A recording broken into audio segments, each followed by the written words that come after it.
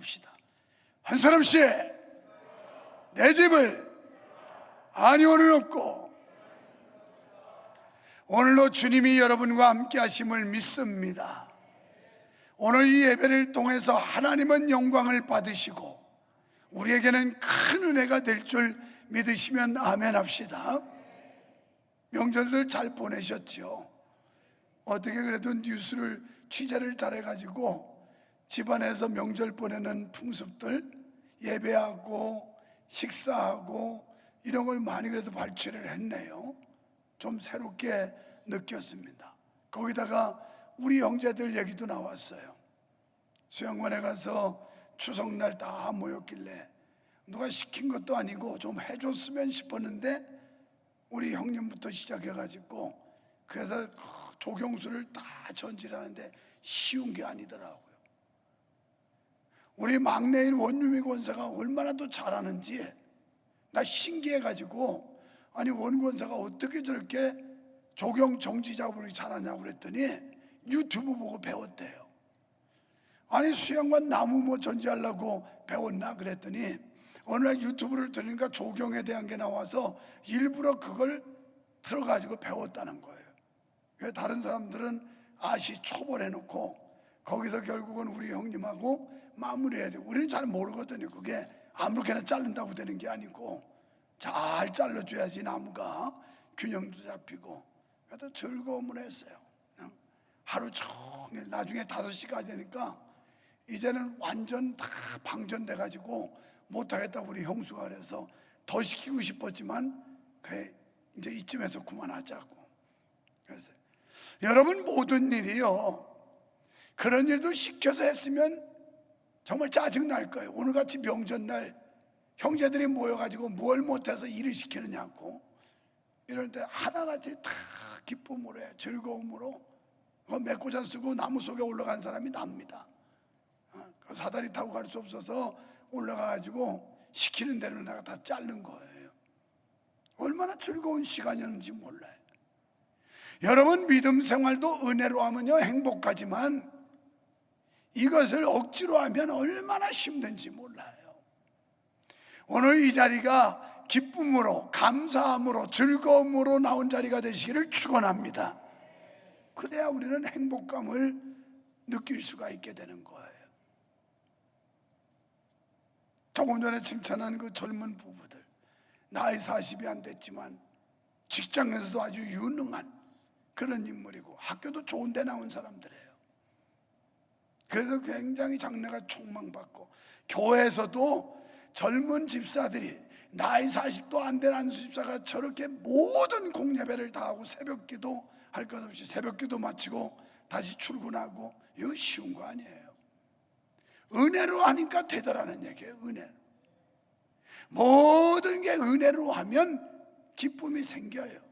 마음에 평안이 있고 삶의 소망이 있고 인생의 의욕이 있고. 할렐루야.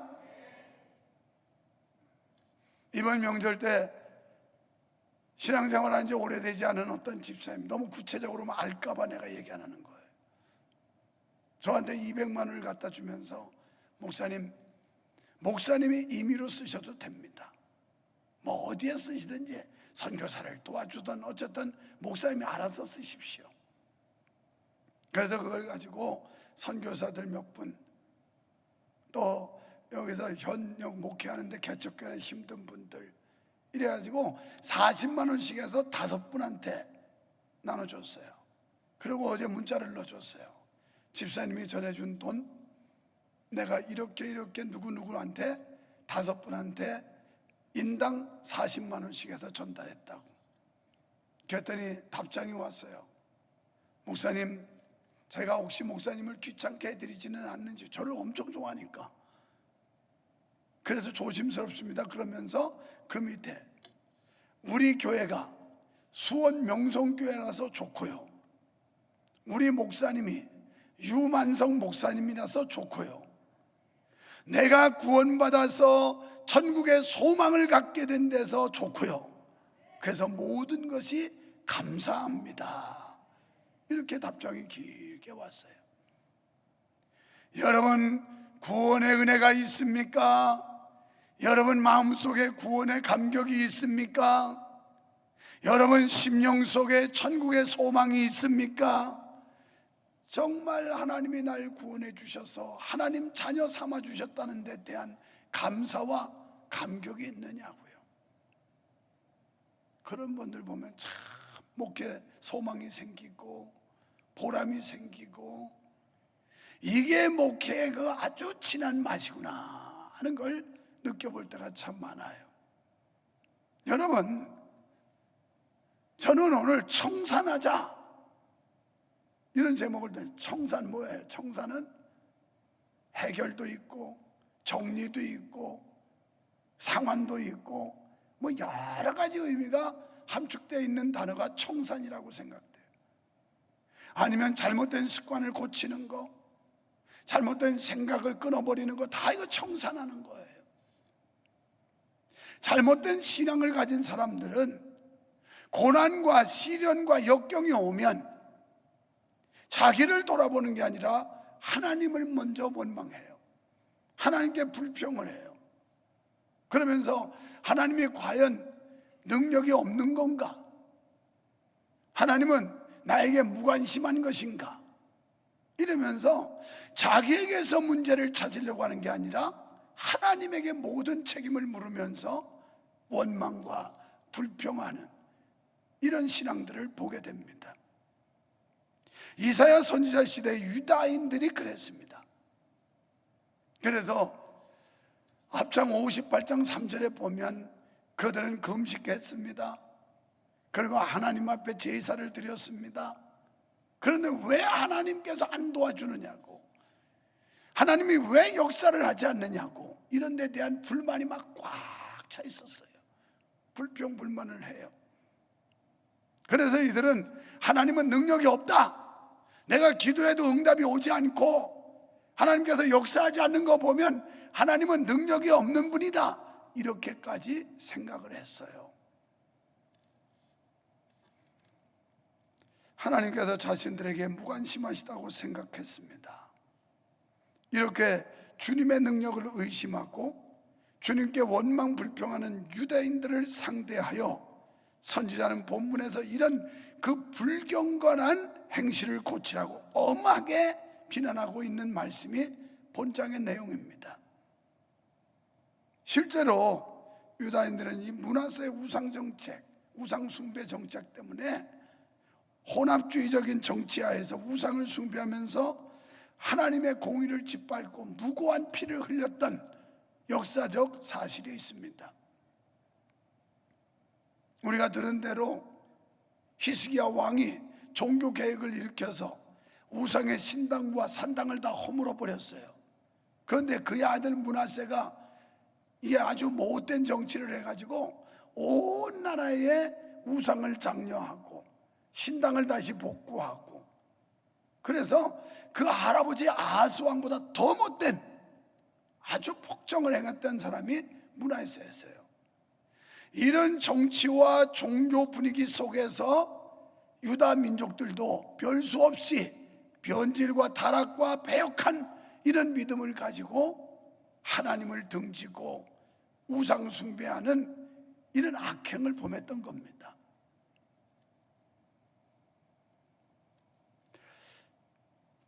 그런데 이런 불의를 저지르면서도 자신들의 고난의 책임을 하나님의 탓으로 돌렸어요.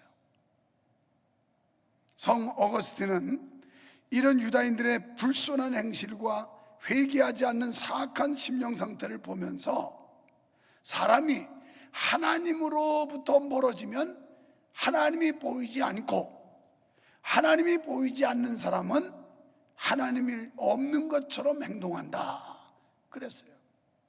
그러니까 하나님을 멀리 하니까 하나님을 볼 리가 없죠. 여러분이 오늘 교회를 나오시니까 말씀을 듣고 또 하나님의 그 뜻을 우리가 듣게 되고 이러는 거지, 멀리 해보세요. 들을 기회도 없고 듣지도 않죠. 그래서 하나님을 멀리하는 사람은 하나님 보이지 않는다는 거예요. 그래서 주님께서는 우리에게 너희는 내게로 가까이 나오라 이런 말씀을 많이 하셔요. 하나님이 너희는 내게로 가까이 나오라. 여러분, 가까이 나와야 돼. 가까이. 예배당에 앉아도 가까이 나와야 돼요. 가까이. 지금 어쩔 수 없이 여기 제한된 인원만 들어왔습니다만은 다른 데서 예배 드리는 거 매력 드리면 안 돼요. 그리고 기왕이면 이렇게 가까이 나와야 된다는 거죠. 친할수록 가까이 오죠. 안 친하면 멀리 하고요.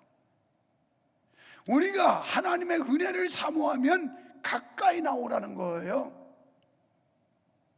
그래야 하나님이 보이죠. 아까 이태수 집사님 간증했습니다. 저 위에서 여기 못 들어오니까 4층에 아주 이 착시 현상 때문에 넘어진 거예요. 그런데 이 발꿈치에 물이 차는 건 물이. 자기도 미쳐 놀랬대요. 왜냐하면 무릎팍에 물 찬다 소리는 들었지만 팔꿈치에 물 차는 건 못 들었는데, 자기는 병원 가서 이걸 물을 빼면 조금 있으면 또 차고 이랬다는 거예요. 이게 물 차는 건 내 이해해요. 우리 사모님도 그런 적이 있었고, 우리 어머니도 처음 예수 믿을 때 무릎에 물이 차고 그랬어요. 이렇게 풍선처럼. 그래도 이게 빼도 되질 않는데 하나님 앞에 믿음 가지고 확신 와서 기도했더니 하나님이 깨끗이 고치더라는 거죠. 근데 그 사람들이 믿는 하나님은 살아계신데 왜 내가 믿는 하나님은 역사하지 않을까? 왜 내가 믿는 하나님은 나한테 능력을 행해주지 않을까? 궁금하지 않아요? 우리가 하나님을 멀리하기 때문에 하나님이 보이지 않고, 하나님이 보이지 않는 사람은 자기 멋대로 사는 거예요. 하나님이 없는 것처럼 산다는 거예요. 이사야 선지자 시대에 유다인들의 심령이 이렇게 패역했었습니다. 제가 기도에 인도하면서 통성 기도할 때 우리의 이 완악하고 강박한 심령을 녹여달라, 성령의 불방망이로 깨뜨려달라. 강박해 있어요. 양심이 다 굳어져 버렸어요. 마음이 아주 딱딱하게 굳었어요. 이걸 경화증이라고 그래요. 간경화가 뭔데요? 간경화는 간이 딱딱하게 굳어가는 걸 간경화라고 그래요. 그래서 페인트도 빨리 굳게 하는 걸 경화제를 거다 넣는다. 경화제. 오늘 우리는 이 시대에 영적 경화증에 걸렸어요. 감각이 없습니다. 아무리 강단에서 메시지가 외쳐져도 들은 둥 마는 둥 감각이 없어요. 반응도 없어요. 이게 영적 경화증에 걸려서 그래요. 이게 녹아져야 된다고요. 이게 깨져야 된다고요. 이걸 청산해야 됩니다. 자, 오늘 이런 유다인들에게 자기들을 자신을 보지 않고 자기들의 죄를 발견하지 않고 하나님을 원망하는 유다 민족에게 하나님께서 이렇게 대답하시죠. 1절에서 여호와의 손이 짧아 너희를 구원치 못함도 아니고 여호와의 귀가 어두워서 너희를 듣지 못함도 아니라 너희의 죄악이 하나님과 사이를 내었느니라. 이게 원인이라는 거예요. 하나님이 무능한 게 아니고, 하나님이 무관심한 게 아니고, 우리가 이 죄를 청산해야 되는데 죄를 그냥 부둥켜 안고 있다는 거예요. 이걸 청산해야 됩니다. 죄를 가지고는 하나님 앞에 가까이 갈 수가 없고, 하나님이 그 죄가 가리워서 우리의 기도를 듣지 못하게 한다는 거예요. 죄는 뭘까요? 죄는 헬라어로 하말티아라는 말이에요. 하말티아라는 원어의 뜻은 목표에서 빗나갔다 이거예요. 그게 죄예요. 그러니까 여러분, 활시위를 당겨서 화살을 쏘았는데 관역을 향해서 쏘았는데 이게 엉뚱한 데 간 거, 이걸 죄라는 원어의 뜻이 목표에서 빗나갔다는 거예요. 하나님께서 저와 여러분을 향한 하나님의 뜻이 있습니다. 하나님의 계획이 있습니다. 그리고 믿는 자에게 요구하시는 하나님의 말씀과 명령이 있어요. 거기에서 순종하지 않고 뻗나가는 거, 이거 다 죄예요. 우리가 습관적으로 잘못된 습관, 예배를 불참하고 예배를 거르는 습관들이 몸에 익숙해요. 여러분, 사람의 습관은 무서운 거예요. 처음 주의를 빠지면 왠지 모르게 두려운 마음도 생기고 하나님께서 이놈 하는 것 같아요. 그런데 2번, 3번, 한 달, 2달 빠지면 아무렇지도 않아요. 그때부터는 감각이 무뎌집니다. 영적 감각이 둔해져요. 새벽기도 열심히 하던 사람이 새벽기도 안 하면 하나님께서 내 이놈 하는 것처럼 느껴져요. 그런데 새벽기도 안 해버리면 이것처럼 편한 게 없어. 참 태평하고. 그리고 우리가 영적으로 살아서 예민할 때는 내가 이렇게 하면 안 되지, 이러면 하나님이 진노하실 수 있지, 하나님께서 징계하실 수도 있지, 이런 두려움이 있어요. 그런데 영적으로 무뎌지면 그런 감각이 전혀 없어요. 그때부터는. 이게 죄라는 거예요. 죄. 이걸 청산해야 됩니다. 청산. 잘못된 습관, 잘못된 생각, 잘못된 행동, 이걸 청산하라는 거예요. 그러면 반대로 죄를 청산하면 하나님이 우리를 구원해 주신다는 거고, 죄를 청산하면 하나님이 우리의 기도를 들으신다는 거고, 자, 여기 손으로 우리를 구원해 주시고 귀로 우리의 소리를 듣는 분이라면 하나님의 눈은 어떨까요? 다 보고 계세요. 하나님은 불꽃 같은 눈으로 보고 계시다고요. 우리의 예배하는 이 자리에도 하나님이 하감하시면서 보고 계신 줄 믿습니다. 이건 믿어야 돼요. 이거 안 한다면 의미 없는 자리에 와 계신 거예요. 자, 당시에 유다 백성들의 죄악이, 그 죄악성을 말씀하는데 어떤 죄악일까? 3절에 보니까 이는 너희 손이 피해 너희 손가락이 죄악에 더러워졌으며 너희 입술은 거짓을 말하며 너희 혀는 악독을 바람이라. 여러분, 이건 므낫세 왕 당시에 우상 정책으로 인해서 그때 몰렉의 신을 섬겼어요. 몰렉의 신. 이 몰렉의 신 제사는 인신 제사라고 제가 말씀드린 바가 있어요. 사람을 거기다가 바치는 거, 제물로. 그러니 얼마나 많은 피를 흘렸겠어요. 이렇게 해석이 되는 겁니다. 혹시 그렇지 않다면 그때 그 우상 정책을 폈던 므낫세의 정치하에서 많은 선지자들이 죽임을 당했어요. 몇 주 전에 말씀드렸죠. 전설에 의하면 이사야 선지자도 토브룩 당해서 순교됐다. 전승에 의하면 이렇게 말씀을 드린 바가 있어요. 이렇게 무참하게 피를 흘렸다는 거죠. 그뿐이 아니에요. 거짓말, 얼마나 거짓말을 많이 했는지, 뭐 진실성이 없어요. 의선과 가증, 가식, 이렇게 판을 쳤어요. 오늘 그리스도인들의 말의 진실성이 결여된다면 이건 하나님이 없는 거예요. 입술은 거짓을 말하고 혀는 악독을 말하였다고 그랬습니다. 이런 사악한 행실은 특별히 재판 과정에서 서슴없이 행해졌어요. 4절에 보면 공의대로 소송하는 자도 없고 진리대로 판결하는 자도 없으며 허망한 것을 의뢰하며 거짓을 말하며 자네를 잉태하여 죄악을 생산하며.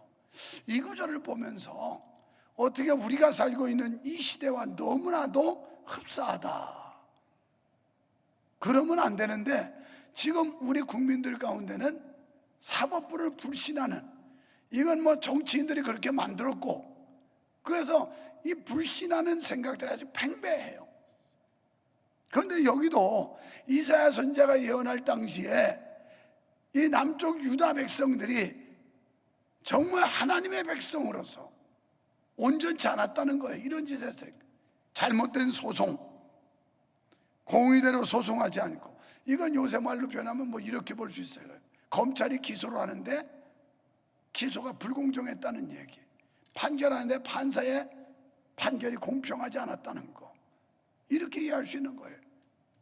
지금도 이런 것 때문에 경찰이 뭐 수사를 하는데 뭐 다는 아니겠지만 어쨌든 이런 것 때문에 지금 국민들이, 그러니까 우리 같은 서민들은 백도 없고 돈도 없고 힘도 없으면 어떻게 되냐, 억울하게 당할 수밖에 없는, 이런 것 때문에 국민들이 불신하고 있잖아요. 사법부가 사법부는 공의가 살아있어야 되고 정의가 살아있어야 되고 공법을 가지고 정확하게 그래서 공평한 판결을 내줘야 되는데 그렇지 않은 것 때문에 지금 우리나라 분위기가 국민들이 사법부를 불신하는 분위기 아닙니까? 이건 누가 만들어요? 정치꾼들이 이렇게 만들었어요. 자기한테 불리한 판결하면 뭐 잡아 죽이려고 하고 유리한 판결하면 잘한다고 그러고, 그러니 정치바람에 휘둘려서 이 사법부가 왔다 갔다 하는 거예요. 왔다 갔다. 그런데 이사야 선지자가 이 예언하는 거 보면 그 시대에 이런 현상이 나타났다는 거예요. 이러다 보니까 당시의 유대인 관리나 재판관들은 자신들의 사리 사욕을 위해서 편파적인 판결을 내렸습니다. 이런 일을 합법화하려니까 거기에는 위증과 거짓 증인이 동원되는 거예요. 거짓말을 해야 되고, 그리고 거짓 증인 갖다 데려다서 증인을 쓰게 되고, 그러다 보니까 어떻게 생겨요? 결과적으로는 억울한 희생자들이 만들어졌고 억울한 피해자들이 생긴 거예요. 이렇게 무서운 혀의 위력은 사악하고 죄악된 일에 서슴없이 쓰였습니다. 그래서 야고보 사도는 야고보 3장 5절로 6절에서 혀를 가리켜 지옥불에 비유하기도 했어요. 우리는 하나님의 백성으로서 이 혀, 세치밖에 안 되는 이 혀를 바르게 쓸 수 있어야 된다는 거예요. 하나님을 찬양하는데, 하나님 앞에 기도하는데, 그리고 진실을 말하는데 써야 되는 줄 믿습니다. 그리고 7절에 가면 그 발은 행악하게 빠르고 무죄한 피를 흘리게 신속하며, 이런 말씀이 나와요. 여기서 빠르고라는 단어는 히브리어로 아루츠라고 하는 말이고 신속하면 마루라는 말인데, 이 단어는 자발적으로 열심을 가지고 적극적으로 행동하는 것을 의미해요. 누가 시키는 게 아니라 의도적으로 열심을 가지고 적극적으로 행동했다. 그러니까 무슨 말인가 하면 유대인들이 실수를 죄를 지은 게 아니라 의도적으로 자의에 의해서 자기들의 생각으로 지은 죄라는 거예요. 하나님이 지켜 만든 게 아니라 의도적으로 이게 죄라는 걸 알면서 고의적인 죄를 지었다는 거예요. 이게 죄예요. 우리가 마땅히 예배자로 서야 되는데 안 서는 거 죄라는 걸 알면서도 안 해요. 이게 죄라고요. 무슨 남의 물건 강도하고 다른 사람을 폭행하고 이것만 죄로 하는데 천만에 그렇지 않아요. 이건 하나님 앞에서 도리가 잘못됐고 내가 신앙의 본분을 잘못하고 있다는 걸 알면서도 하는 거, 이게 죄예요. 지금 현대 교인들이 다 이 모양이에요. 알면서도 고의적으로 쳐요. 아무렇지도 않게 생각을 해요. 그런 죄를 반복하면서도 죄라고 생각하지도 않아요. 내가 다른 사람에게 상해를 입히거나 살해하거나 피해를 준 거, 이거 외에는 이건 죄가 아니다. 이게 우리를 타락하게 만드는 거예요. 우리 믿음을 변질되게 만드는 거예요. 이 정도로 유다인들의 죄악이 심각했습니다. 그 마음에는 항상 범죄로 가득 차 있었어요. 하나님께서 그들의 죄를 낱낱이 공개하고 계십니다. 그분은 땅 끝까지 감찰하시는 분으로 우리가 범한 은밀한 죄까지도 모두 다 알고 계신 분인 줄 믿습니다. 때문에 하나님 앞에서 비밀이 없고 감출 수가 없는 줄로 믿습니다. 사랑하는 성도 여러분, 우리가 하나님과 교통을 이루는데 장애물이 있다면 죄인 줄로 믿습니다. 죄는 인간에게서 평강을 뺏어가요. 죄를 지은 심령은 불안해요. 마음에 기쁨이 없어요. 안정이 없습니다. 죄를 지으면. 그러므로 상대적으로 평강은 죄사함을 받은 사람에게 생겨나는 현상이에요. 이 시간 하나님과의 관계를 단절시키는 죄는 없는지 살펴보고 회개합시다. 우리의 죄악을 이제는 청산을 합시다. 언제까지 이건 연루돼서 질질 끌려다닐 겁니까? 이 죄를 청산하고 주님께로 돌아와야 합니다. 9절로 11절에서 죄의 결과에 대해서 말씀합니다. 그렇다면 범죄한 유대인들이 당한 형벌이 뭘까요? 구체적으로 설명을 하는데, 하나님 앞에 이렇게 죄를 짓고 불순종하고 거역한 결과는 19절에서 공의에서 멀어지는 형벌을 받았어요. 무고한 자의 피를 흘리기 빨랐던 그들도 동일한 형벌을 받아서 아수르 군대로부터 잔인하게 죄수 취급을 받았습니다. 어떤 화평도 공의로운 판결도 기대할 수가 없는 형편이었습니다. 그 다음에 10절에 어둠과 흑암에 거하는 형벌을 받았어요. 국가적인 재난과 이방 민족의 침략으로 두려움과 공포에 사로잡혔습니다. 유대 사회는 마치 흑암이 지배하고 광명이라고는 도저히 찾아볼 수 없는 한밤중을 맞이했어요. 한마디로 말해서 소망이 없는 삶이었다는 겁니다. 희망이 없다는 겁니다. 11절에 슬픔과 탄식이 덮었습니다. 범죄의 결과 온 나라는 마치 비둘기같이 온종일 슬피 울어야만 하는 그런 불행한 현실을 맞았다는 겁니다. 사랑하는 성도 여러분, 죄는 어두움입니다. 죄를 범한 사람은 빛을 보지 못하고 캄캄한 어둠에 거하게 됩니다.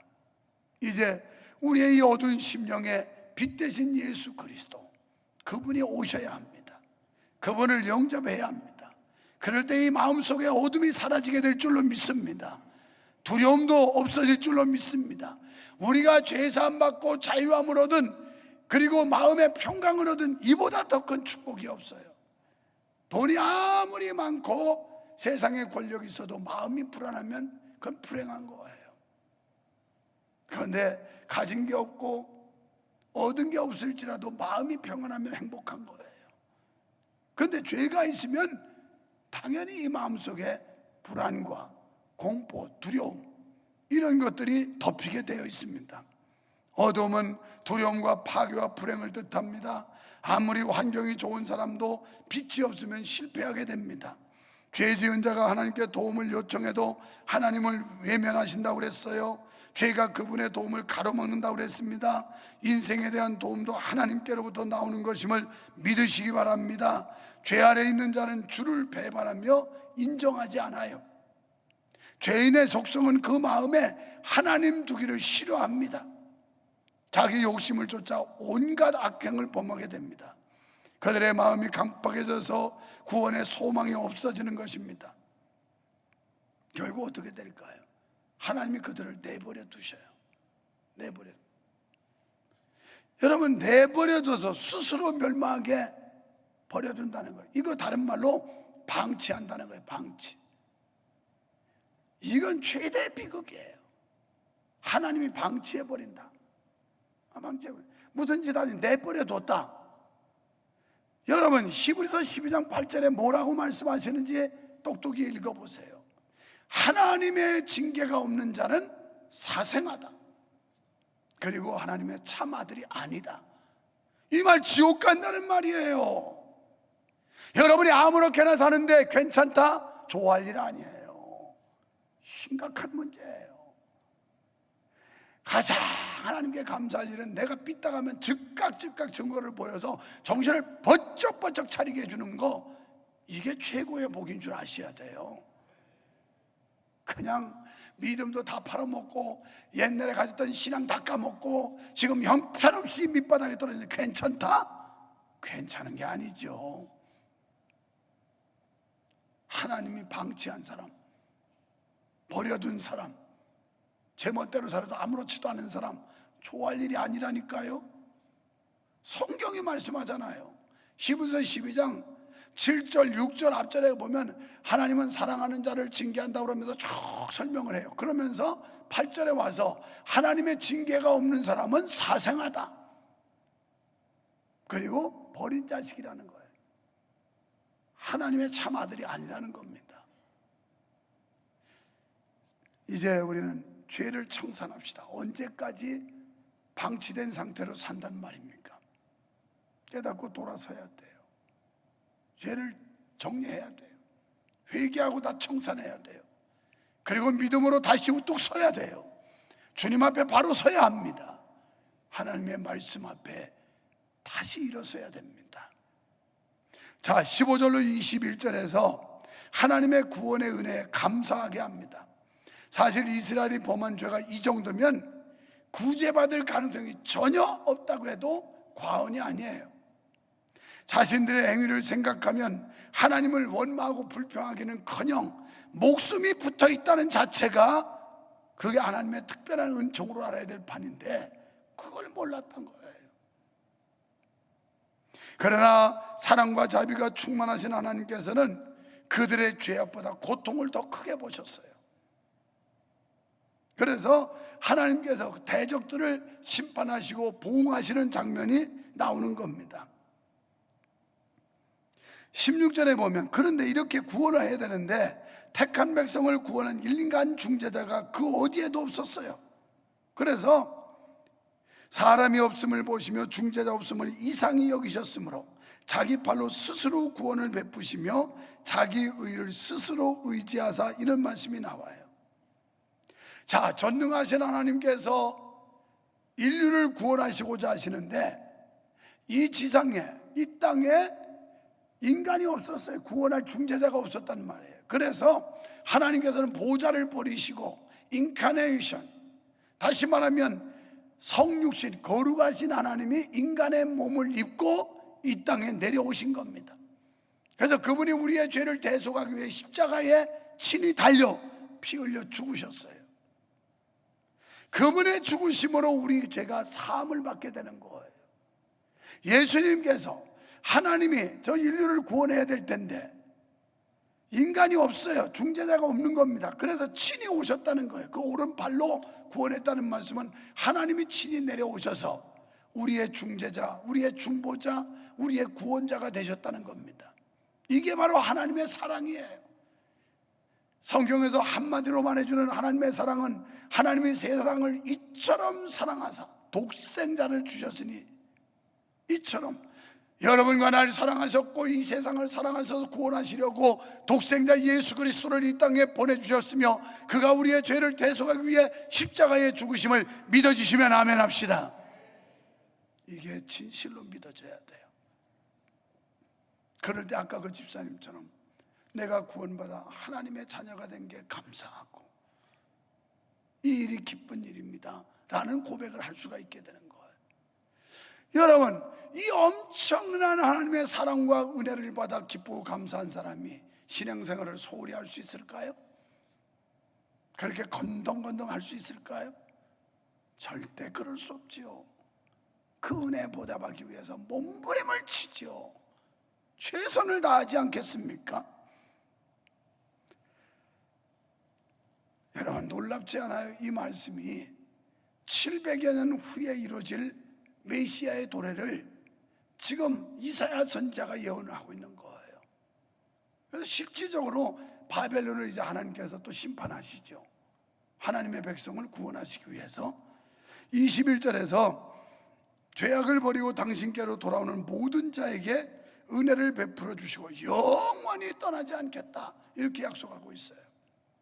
여러분, 우리가 죄를 청산하고 주님 앞으로 돌아오면 이제 못된 거 다 정리하고 회개하고 주님께로 돌아오면 주님께서 다 용서하시고 우리를 품에 안으시며 우리를 끝날까지 함께 해주겠다는데, 이게 우리 세대뿐이 아니라 다음 때 후대까지 그렇게 해주겠다고 결론을 내리고 있어요. 너희의 자식 때까지, 후대까지 내가 복을 주고 너희와 함께 하겠다, 이렇게 약속하고 있습니다.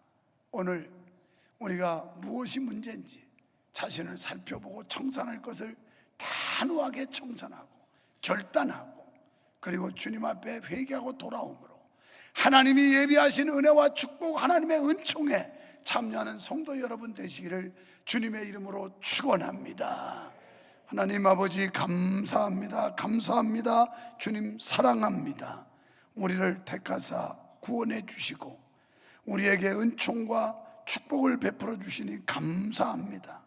주님, 우리의 완악한 심령을 녹화하셔서 내가 문 밖에서 문을 두드리는 누구든지 내 음성을 듣고 문을 열면 내가 들어가서 그는 나로 더불어 나는 그로 더불어 먹고 마시리라.